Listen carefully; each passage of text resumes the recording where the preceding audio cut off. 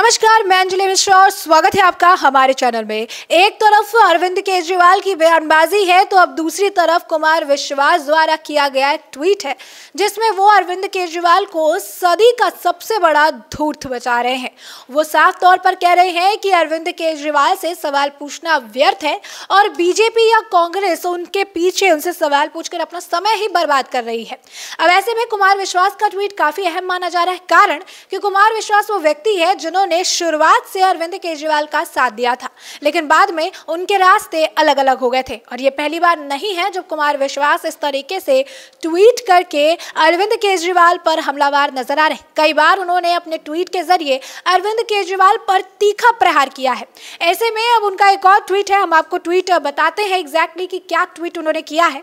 कुमार विश्वास ने ट्वीट करके लिखा है कि दोनों बीजेपी और कांग्रेस सदी के सबसे बड़े धूर्त से फालतू की तर्क कर रहे हैं। उन्हें पता है कि अल्पसंख्यक वोट बैंक में तो अखिलेश, ममता, नीतीश आधा दर्जन दावेदार है और 82% तक वोट बैंक में आधा भी अगर फंसा लो तो बाकी अल्पसंख्यकों तो दुत्कारने पर भी मोदी विरोध में मजबूरी में वोट दे देंगे। तो ये कुमार विश्वास का ट्वीट है। हमारे साथ जो है यादव जी मौजूद है, हम उनसे जानना चाहेंगे कि कुमार विश्वास के इस ट्वीट का वो क्या तात्पर्य समझ रहे हैं।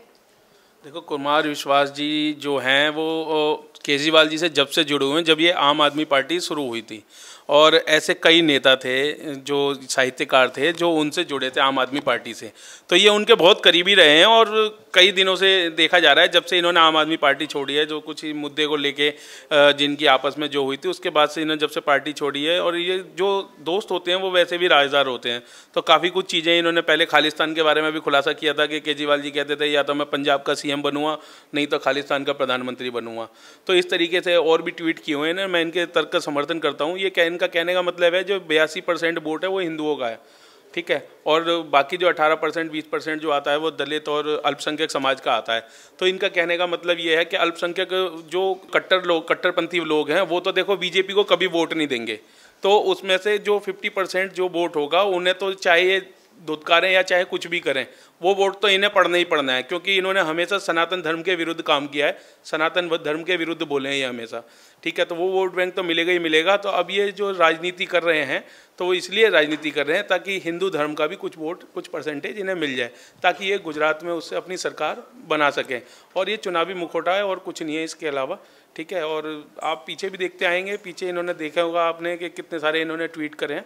और ये भी कह रहे हैं, कुमार विश्वास जी का मैंने ट्वीट देखा था, उन्होंने बोला कि जब ये अपने दोस्तों के, अपने बच्चों के, अपने गुरु के, अपने दोस्तों के सगे नहीं हुए तो ये और किसके सगे होंगे। और ये हकीकत बात है। जब ये 2009-10 से मैं देख रहा हूँ इन्हें, शुरुआत से देख रहा हूँ, जब ये रामदेव जी और किरण बेदी और क्या कहते हैं अन्ना हजारे जी के साथ जब ये आंदोलन में बैठ रहे करते थे, कहीं पीछे इनका कहीं पीछे रहते थे, कहीं उनका नाम भी नहीं आता था, कोई ढंग से जानता भी नहीं था। हाँ, थोड़े एजुकेटेड थे क्योंकि गवर्नमेंट सर्विस में थे, तो उसकी वजह से ये उभर के आए हैं। तो वो लोग तो देश की उसके लिए, रक्षा के लिए और लोकपाल के विधेयक के लिए आए थे, लेकिन लोकपाल विधेयक का मुद्दा जो है इन्होंने बिल्कुल साइड कर दिया जैसे ये सत्ता में आए। और ये जगह जगह बिजली पे खंभे लेके, वो सीढ़ी लेके और बिजली काटने लगे। शीला दीक्षित के राज में कहने लगे थे मेरा बहुत पुलिंदा है, ये और वो है, ठीक है। मैं आज भी कहना चाहता हूँ कि इससे जो आज 8 साल जो सरकार चली है केजरीवाल जी की, इससे बढ़िया तो शीला दीक्षित की सरकार थी। जो केजरीवाल जी, इनका कुमार विश्वास जी का ट्वीट है वो बिल्कुल सही है। जब ये अपने दोस्तों के सगे नहीं हुए, अपने बच्चों की कसम खाते थे हम गाड़ी बंगला नहीं लेंगे, हैं, आज क्या है? आज देखो चार्टर्ड प्लेन में घूम रहे हैं। कहाँ रह गए आम आदमी? आम रहा कहाँ? आम तो अब खास हो गया ना। जो आम आदमी पहले कभी वैगनार में घूमा करता था, आज वो चार्टर्ड प्लेन में घूम रहा है। तो दो स्टेटों का खजाना मिल गया लुटाने के लिए, तो आम रहा कहाँ? ये तो खास हो गया ना, आम आदमी पार्टी तो रही नहीं। अच्छा, एक और चीज़ जो देखने लायक है यादव जी, वो ये है कि कुमार विश्वास जो है इस तरीके के कई बार प्रहार अरविंद केजरीवाल पर करते रहते हैं, और अरविंद केजरीवाल का भी कई बार बयान आता है, वो कहते हैं कि मैं उनकी बात का ध्यान नहीं देता। कुमार विश्वास जी के अंदर एक टिस है कि उन्हें नहीं, हमारी तरफ से वो इंपॉर्टेंस मिला जो वो चाह रहे थे, वो टिकट उन्हें नहीं मिला, और इस वजह से वो इस तरीके की बयानबाजी करते रहते हैं। लेकिन दूसरी तरफ कुमार विश्वास है, वो खुलेआम कहते हैं कि मेरा ट्वीट आप सेव कर लो, ये इन्होंने ये सारी चीज़ें कही थी और ये बात जो है ये करके दिखाएंगे, और कई बार उसका एग्जाम्पल वो खुद अपने ट्विटर हैंडल पर साझा करते रहते हैं, चाहे वो खालिस्तान से जुड़ा हुआ हो या फिर केजरीवाल और खालिस्तान के कनेक्शन से जुड़ा हुआ हो। और अब आप देख सकते हैं कि गुजरात चुनाव में जिस तरीके से चुनावी हिंदू बनने का ये नाटक कर रहे हैं केजरीवाल, इससे जुड़ा हो। तो कुमार विश्वास इस तरीके की बयानबाजी को आप किस तरीके से देख रहे हैं? क्या दुश्मनी है इस वजह से इस तरीके की बयानबाजी है, या फिर सच में जैसा कि आपने कहा कि दोस्त राजदार होते हैं और ये राज एक एक करके पन्ने जो है खुल रहे हैं? नहीं, ये हकीकत बात है, दोस्त राजदार होते हैं और ये एक एक करके जो पन्ने खुल रहे हैं, ऐसा कुछ नहीं है। अगर वो ऐसे नेता हैं कुमार विश्वास जी, अगर वो ज्वाइन करना चाहते, वो जब उन्होंने छोड़ा था उसके बाद से बीजेपी या किसी भी पार्टी को वो ज्वाइन कर सकते थे। अगर उनके अंदर ऐसी कोई टीस होती तो अभी तक उस पार्टी को ज्वाइन कर चुके होते। लेकिन वो उन्हें देश की जनता, दिल्ली की जनता की फिक्र है, क्योंकि दिल्ली की जनता ने कुमार विश्वास पहले साहित्य में तो थे ही, लेकिन और ज़्यादा जो फेम और नाम मिला वो उन्हें आम आदमी पार्टी में आने के बाद जो मिला था। तो वो दिल्ली की जनता की परवाह करते हैं। और केजरीवाल के, अगर वो कह रहे हैं कि केजरीवाल जी कह रहे हैं कि नौटंकी कर रहे हैं, तो आप बताइए ना, जो जो चीज़ें बताई हैं उन्होंने, वो सारी चीज़ें निकल के आ रही हैं। पंजाब का खालिस्तान का मामला ले लो आप, ठीक है, और आपका ताहिर हुसैन वाला मामले ले लो, सारी चीज़ें निकल के आ रही है ना। तो कहीं ना कहीं आतंकियों से संबंध तो है ही है इनके, उसमें झूठ कहाँ बोल रहे हैं।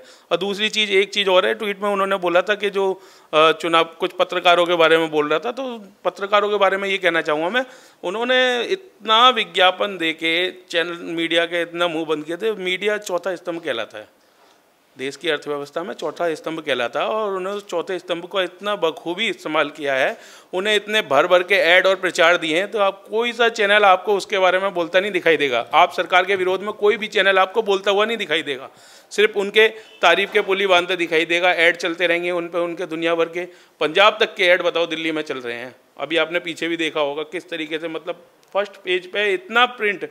ये प्रचार मंत्री हैं और कुछ नहीं, और ये चुनावी मुखौटा लेके आए हैं। ये सोच रहे हैं दोबारा से इनकी गवर्नमेंट बन जाएगी वहाँ गुजरात में, लेकिन गुजरात की जनता समझदार है। दिल्ली में और पंजाब का मॉडल देख ही चुके हैं वो, तो मुझे नहीं लगता कि गुजरात की जनता स्वीकार करेगी। और वैसे भी इनके हिंदू विरोधी बहुत बयान पीछे चल रही हैं, तो और कुछ नहीं है इसके अलावा, ये उसको डैमेज कंट्रोल करने के चक्कर में, और कुछ नहीं है। तो ऐसे में आपने सुना कि यादव जी ने बताया कि कुमार विश्वास द्वारा किए गए इस ट्वीट का क्या तात्पर्य है, किस तरीके से कुमार विश्वास, जो कि पहले केजरीवाल के दोस्त रहे हैं, काफी राजदार रहे हैं, और अब धीरे धीरे उनके राज से पन्ना उठा रहे हैं। और जिस तरीके से उनका ये ट्वीट है, ये बता रहा है कि आने वाले वक्त में जितना चुनाव करीब आएगा और जितनी बयानबाजी केजरीवाल करेंगे, हर बयानबाजी का जवाब कुमार विश्वास भी अपनी तरह से ट्वीट से देते नजर आएंगे। तो ऐसे में हमने आपको पूरा मामला बड़े विस्तार से बताया है कि पूरा मामला क्या है, और अब इस पूरे मामले पर आपकी भी जो राय हो, हमें कमेंट सेक्शन में कमेंट करके जरूर साझा करें। धन्यवाद।